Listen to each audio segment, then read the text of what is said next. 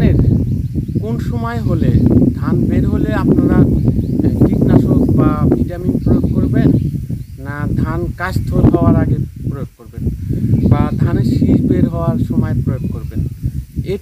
এই প্রশ্নগুলো আমাকে অনেকেই করেছে। তো সেই বিষয় নিয়ে বিস্তারিত।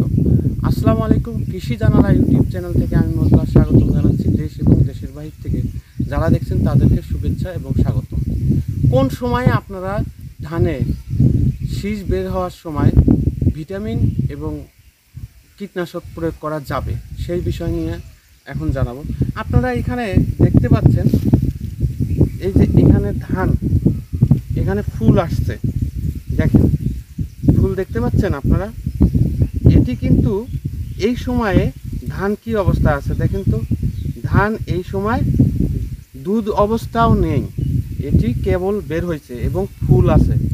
এই সময় কিন্তু কোনো ভিটামিন বা কোনো কীটনাশক প্রয়োগ করা যাবে না। এটি বের হওয়ার পরে আপনারা কীটনাশক এবং ভিটামিন ব্যবহার করবেন। কোনটার সময় আপনারা ব্যবহার করবেন দেখেন। এই যে ধানটা এখানে দেখা যাচ্ছে, এই যে ধান, এটা কিন্তু ধান দুধ আসছে। আপনারা দেখেন, এই যে আপনারা দেখতে পাচ্ছেন কি, এই সময় যখন একটু শক্ত হবে তখন কিন্তু আপনারা ধানে কীটনাশক এবং ভিটামিন প্রয়োগ করতে পারবেন। যারা প্রশ্ন করছেন, এখানে দেখতে পাচ্ছেন এই অবস্থায় ধানের পরাগায়ন হয়। এই সময় কোনো কীটনাশক এবং ভিটামিন প্রয়োগ করা যাবে না। অর্থাৎ থোর আসার সময়, যে এখানে একটা ধানের গাছ দেখেন, এই যে এটা থোর আসছে দেখেন, এই যে এখানে থোর আসছে। এই সময় আপনারা ভিটামিন এবং অনুখাদ্য যেগুলো আছে বা কোনো রোগবালাই হলে তখন আপনারা প্রয়োগ করবেন। তো 50 থেকে 70 দিন পর্যন্ত থোর থাকা অবস্থায় জমিতে পানি ধরে রাখতে হবে। তো যখন এই থোর অবস্থায় যদি কোনো পোকামাকড় বা ভিটামিনের অভাব হয়, ওই সময়টাতে আপনারা প্রয়োগ করবেন। এখন এই যে ধানের থোর আসছে, আপনাদের দেখাচ্ছি, এখানে দেখেন এই থোর আসছে। এই সময় আপনারা কি ভিটামিন ব্যবহার করতে পারেন? প্রথমত, ভিটামিনের আগে ধানের বয়স যখন 15 দিন হবে তখন কিন্তু আপনাদের ইউরিয়া এবং থিওভিট বা কুমুলাস বা সালফক্স ব্যবহার করতে হবে ছিটিয়ে। যদি ছিটানোর মতো না হয় সেক্ষেত্রে কিন্তু থিওভিট এবং পটাশ সার আপনারা প্রয়োগ করবেন। প্রতি লিটার পানিতে 4 গ্রাম পটাশ সার এবং থিওভিট 5 গ্রাম হারে জমিতে প্রয়োগ করবেন। এখন জানাবো, যদি মাজরা পোকা বা অন্য কোনো পোকা আক্রমণ করে, বিশেষ করে মাজরা পোকা যখন আক্রমণ করবে তখন কিন্তু গাছের এই ধানের গোড়া কিন্তু আক্রমণ করে দেয়। গোড়া যখন আক্রমণ করবে তখন ধীরে ধীরে গোড়াটা নষ্ট হয়ে উপরের পাতা অর্থাৎ ধানের শীষ কিন্তু চিটা হয়ে যাবে এবং সাদা হয়ে যাবে। এবং সাদা হলে যখন গাছটা টান দিবেন তখন গাছটা, একটা ধানের গাছ কিন্তু উকড়ে আসবে, মানে খুলে আসবে। এটি কিন্তু মাজরা পোকার কারণে অনেক সময় ধানের শীষ সাদা হয়। এই বিষয়টা কিন্তু খেয়াল করেন। অনেকে কিন্তু আমরা গুলিয়ে ফেলি যে ব্লাস রোগের কারণে ধানের শীষ সাদা হয়ে গেছে বা চিটা হয়ে গেছে। কিন্তু আপনারা যখন ধানের জমিতে যাবেন তখন আপনারা গোড়ায় লক্ষ্য করবেন যে মাজরা পোকা আক্রমণ করছে কিনা।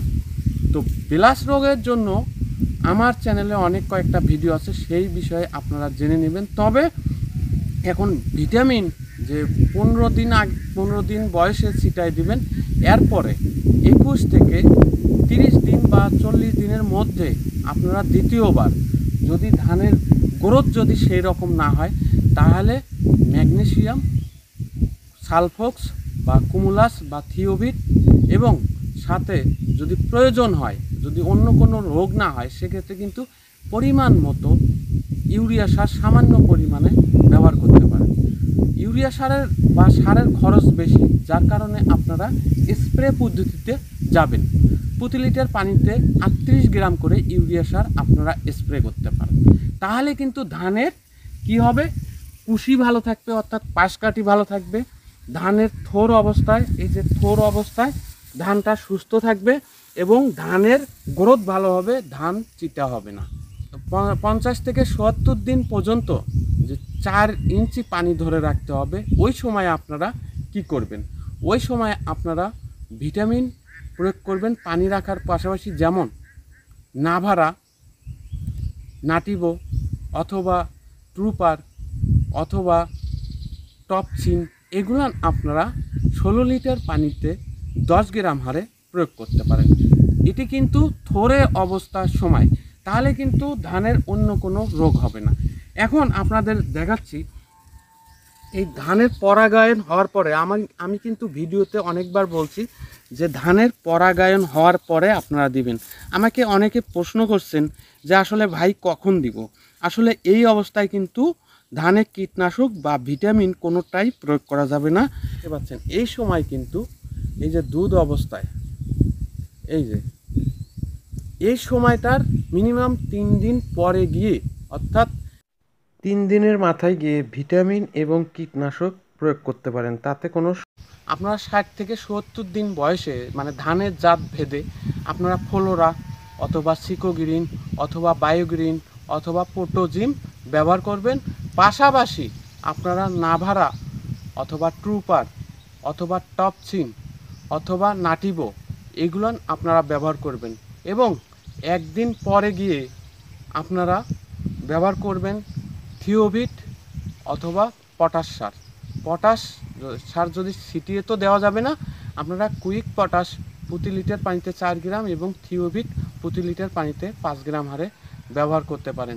তাহলে কিন্তু ধানের রোগবালাই হবে না, কোনো প্রকার ব্লাস্ট রোগ হবে না বা অন্য কোনো রোগ হবে না।